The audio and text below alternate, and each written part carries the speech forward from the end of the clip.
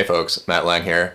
This is a Roland Juno X, and at first glance it looks like a Juno 106. I have a Juno 106 right over there behind the camera, and I've had it for, 18 years, and it's one of my favorite synths. So let's see how the Juno X compares. Is it a Roland 106 or is it something entirely different? Let's find out.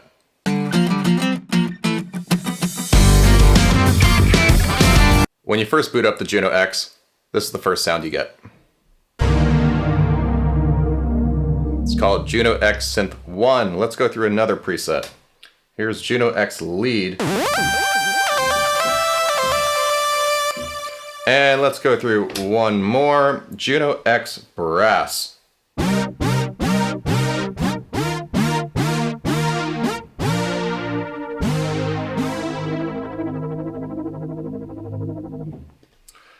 So this is using the new algorithm in the Juno X called the X algorithm. It also has algorithms for the 106 as well as the Juno 60, and then a ton of other stuff that basically is all coming from Roland Cloud. So in a way, the synthesizer, it has elements of a Juno, but is also a front end for thousands upon thousands of different classic Roland sounds.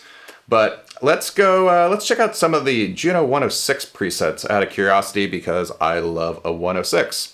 So we go to Scene 2, that's the Juno 106, and here are our Juno 106 strings.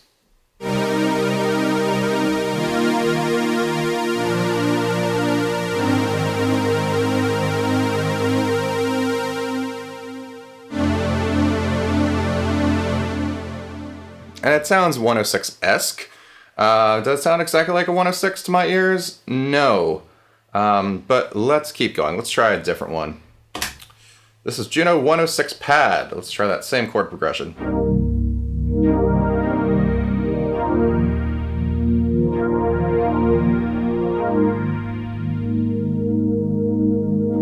And let's go up here. What is preset 15?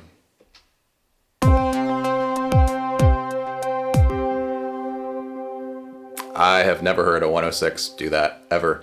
And frankly, nor would I want to. But it does exist. Let's go to another.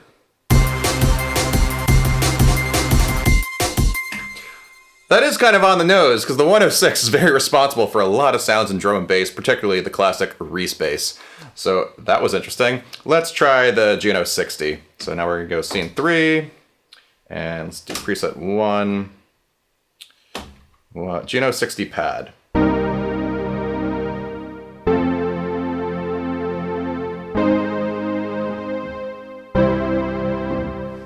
Let's try another. It's the brassy one. This is Juno 60 Brass.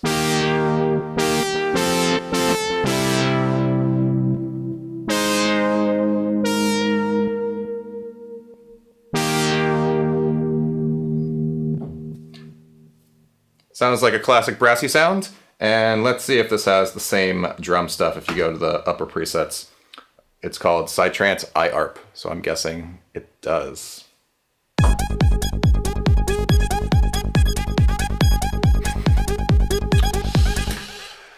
And it's technically an arpeggiator that's rocking that, so you hit one key, it's going to keep going until you hit stop. That is interesting. Let's also check out some of the other algorithms in here. So we got some pianos.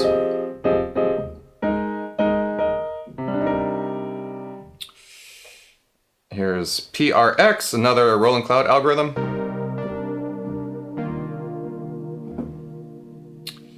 Solo strings.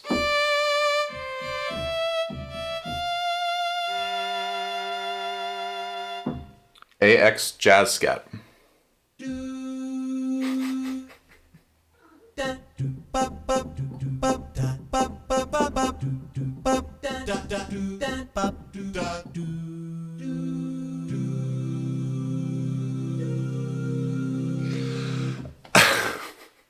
Now, let's go back. Let's try to build a patch from scratch using the kind of traditional Juno architecture. And one of the things I love about a Juno is it's so immediate, and it's a very simple synth, and it's a great synth to also learn synthesis on. So let's go back. Let's go to the Juno 106 algorithm, and we're back at the 106. So let's initialize this patch entirely. And we should have just a raw Juno tone now. And that is the classic Juno pulse. So let's go, and it does have a reverb on it though. Let's get rid of that. I don't know why it starts with a reverb. That's also odd to me because there also is no reverb on a Juno. You have one effect, and it is the well-known chorus. But anyway, that aside, we have our pulse wave, we have a square, or I'm sorry, we have a pulse, we have a saw. We got the sub oscillator.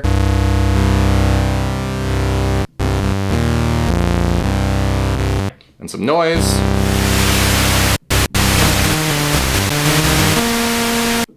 And if we go to the pulse, has pulse with modulation that's connected to the LFO. Just like the original 106. So if you want to do some like drum bass kind of stuff, and you just bring the filter down. It has a high pass filter in the circuit, just like the 106 does. So here's it all the way up. At the bottom though, that actually, traditionally, I believe when you have the high pass filter at 0, it's actually a boost. It's a low shelf boost. And then when you get to 1, that's, from my understanding, that's the high pass filter at unity. But on this one, it doesn't sound like that. This actually sounds like it's a straight up high pass filter. I could be mistaken, and so buyer beware. Filter. So let's go back up here. Let's just go to a sawtooth wave.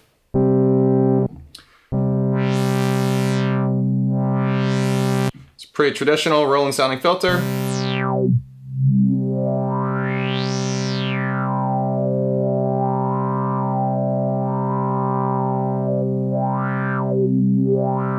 It does sound slightly steppy to my ears, but I will say also, just in general, like the construction of this thing, this is a very solidly built synthesizer. You could give this a beating. It'll keep working. So kudos to Roland. Like that's a really, really well-built synth. But, and all the knobs and faders and all that, they all feel good. We have 3 different filter types. We have R, which I'm just going to assume means Roland. M, which I'm going to assume that's a synthesizer company that rhymes with Bogue. And this is the Bogue filter. Some resonance compared to the Roland. And then there's S, which I'm guessing is probably sequential, so like a Prophet kind of thing.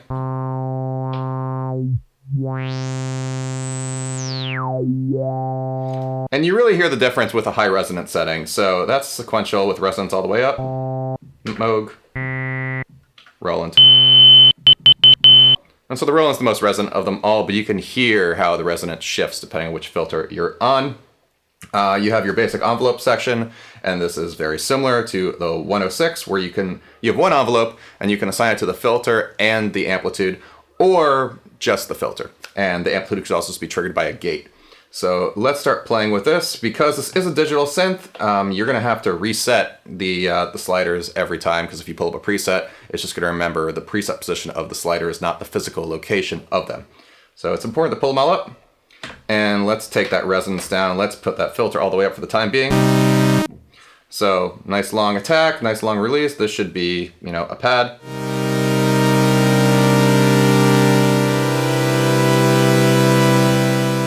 Does exactly what you expect. Let's do a little bit of a stab. So let's put a shorter decay and a no sustain. Let's make it a bit shorter. And let's attach the envelope to the filter. So depth is going to send it to the filter, and I also have it selected here, filter and amp. Now let's take the filter down. And let's add some chorus to it. This has 3 choruses. You have Juno 1, Juno 2, and Juno 3. 3 is a brand new recreation that never existed before. Let's try the 1. Nice and stereo. Number 2. And the other thing that is different about this, there is no noise. If you've ever used a 106, you know the minute you hit the chorus, you get a lot of noise. And it seems like this MFX knob, that adds the noise back in. That's a little extreme. Wouldn't be like that, but probably would be close to that. But this gives you the option to take the noise away, and chorus 3 is even more washy, I believe. Let's do it on a longer sound. And then you can also combine the choruses by hitting both at the same time, kind of like you would on 1176. Here's 1 and 2. There's 1 and 3. So, that gives you some nice variations. There's also a drive.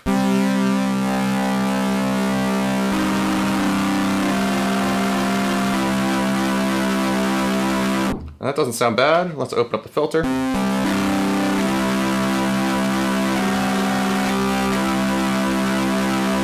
That's fun.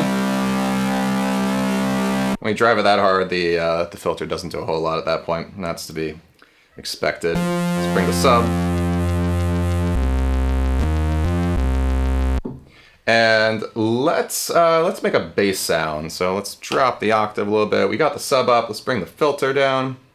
And now this time we're gonna set the amplitude to actually be set to the gate. So as long as I hold the key, it's gonna play, and then the filter will only be affected by the envelope. Let's turn that drive down. Let's get a little bit more decay.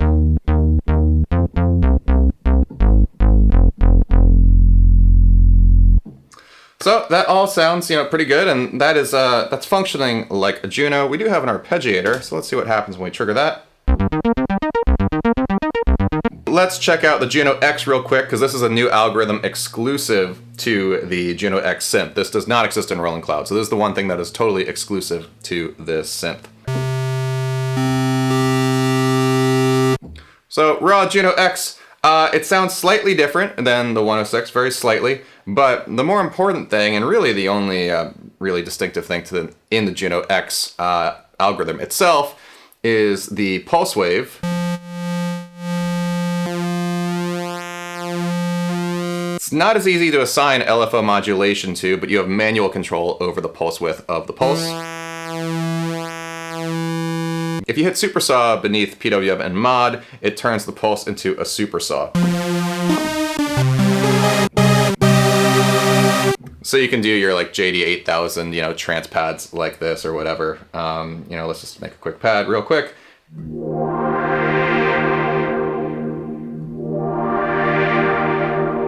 That's a nice sounding pad. And let's add some chorus. Let's go with the chorus 3 because it's new and why not?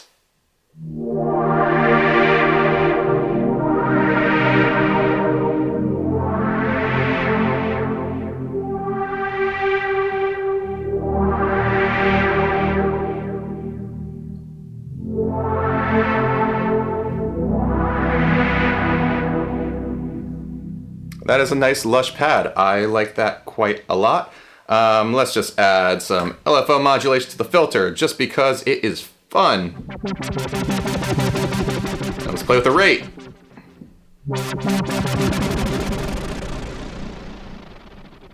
The Juno X, it unmistakably looks like a Juno, and it does sound pretty good. Does it sound exactly like my 106? No. No, it doesn't. There are advantages, of course, to a new digital synth. For instance, my 106 is 40 years old and it has issues. Some of the voice chips are failing, some of the pots are scratchy, and it needs some love. And it does really one thing, and I like it for that one thing. I have other things that I will use for other things, but when I want a 106, I turn to the 106.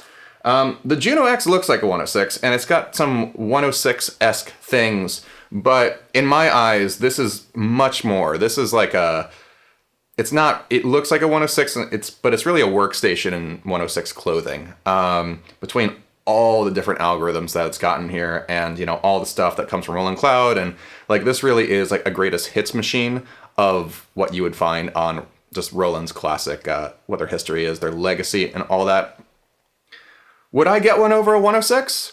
If I didn't have a 106 already, and to be fair, I lucked out, and 18 years ago, I bought my 106 for $250. That does not exist now, no matter where you look. A Juno X, you can buy today. And a 106, you know, they're probably going to be about the same price as a new Juno X. And, you know, you're not going to get as much bang for your buck. And of course, you know, the X has all the modern features of, you know, USB, and it has like a ton of voices, and there's like a MIDI or computer editor, and, you know, there's all sorts of modern features in here that you would never have on a 106, let alone, you know, this nice little screen and all that kind of stuff. This to me does sound a bit like a very, very good plugin in a box. Now, if you're going on the road and, you know, you need a workstation, you know, built in front of you that's going to have all those sounds, this is probably the way to go for that. Not going to lie, I would feel very trustworthy with this on the road. So if you want a ton of features and like 4,000 presets, and they all sound pretty good, and it's all pretty inspiring sounds, then maybe you should take a look at the Juno X, because if you don't have a synth yet already, this is going to cover, like, if you're looking for like your first, you know, major purchase of a hardware synth, this is going to cover a ton of ground for you. If you've got, you know, go to your local music shop if there's one and you're curious about it, and, you know, give it a play. Like, it is fun and it will inspire you, and most importantly, that is the most important thing about any instrument. It doesn't matter if it's analog or if it's digital or whatever. All that matters is that it inspires you to create music. And I did get some inspiration from this Juno X, so I'm not going to knock it for that. There are so many, you know, additions to this that, you know, never existed in a classic 106. So the Juno X does deliver quite a lot. But I would just say, you know, if you like the sound of it, you should go check it out and go play a bunch of synthesizers.